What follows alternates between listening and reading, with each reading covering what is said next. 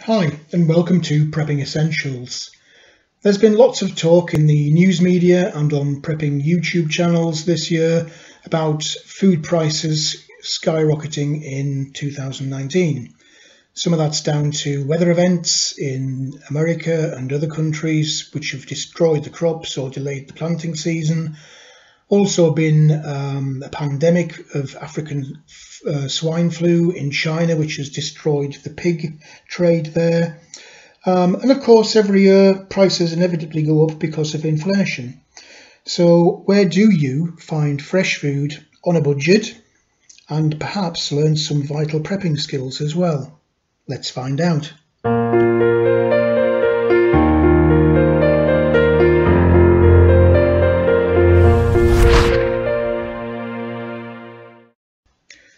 Fruit and vegetables form the main part of pretty much all the meals that we eat on a daily basis.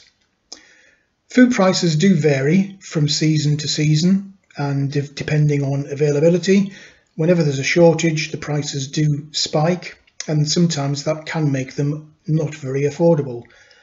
However, there is an easy solution to this, and that's to grow your own. Growing your own fruit and vegetables has many benefits.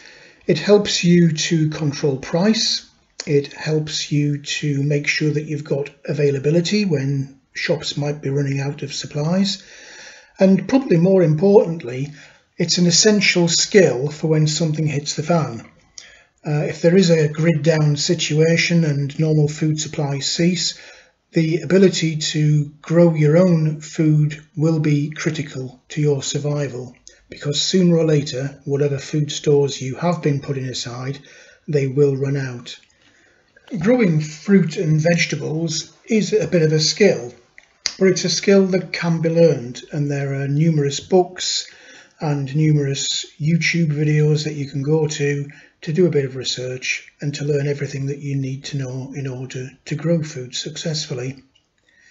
Some of it will depend on where you live in terms of climate and also in terms of space, but it's not an enormous task. It also doesn't have to be ruinous to a garden.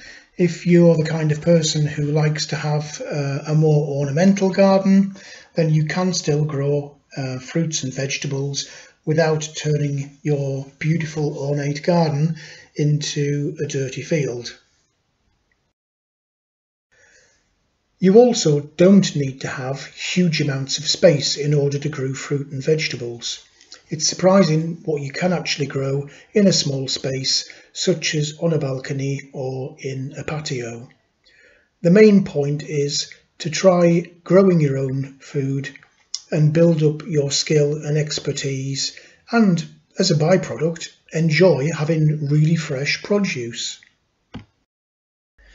Here in the UK, after a couple of false alarms, it seems that spring has actually sprung. We did have a few quite hard frosts over the last couple of weeks, but it now seems that the weather is warming up. Lots of plants are suddenly bursting into life, and it's time now to get out into what bit of garden I do have and start to plant some seeds. I had a bit of a corner of my garden that wasn't doing very much, and over the weekend I built a raised bed to make use of not a very big space. It's probably only 6 foot by 4 foot, but big enough to plant some vegetables. So today I dug out some vegetable seeds, bit of a variety, organised the raised bed and went out there and started planting.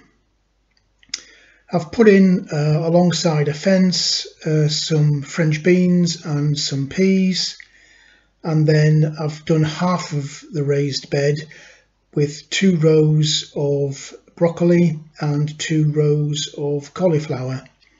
And what I'll do is wait a couple of weeks and then do the same thing again on the other half of the raised bed.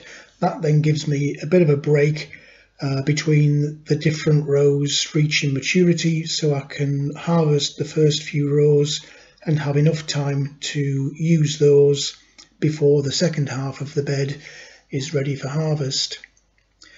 As I said earlier, you don't need a great deal of space. The raised bed itself demonstrates that, and I'll give you a progress update as to how we get on in future videos.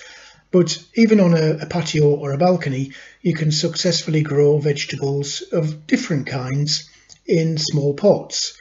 I did actually touch on this in a video back end of last year, where I grew carrots and broccoli actually in some 10-inch pots.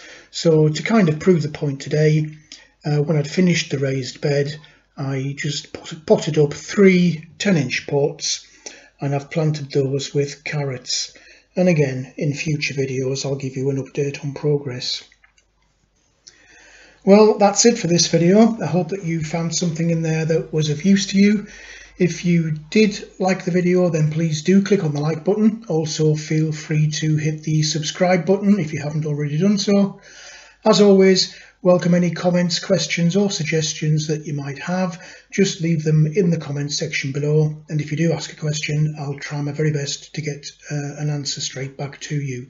But for now, thanks for watching, and I look forward to seeing you in a future video.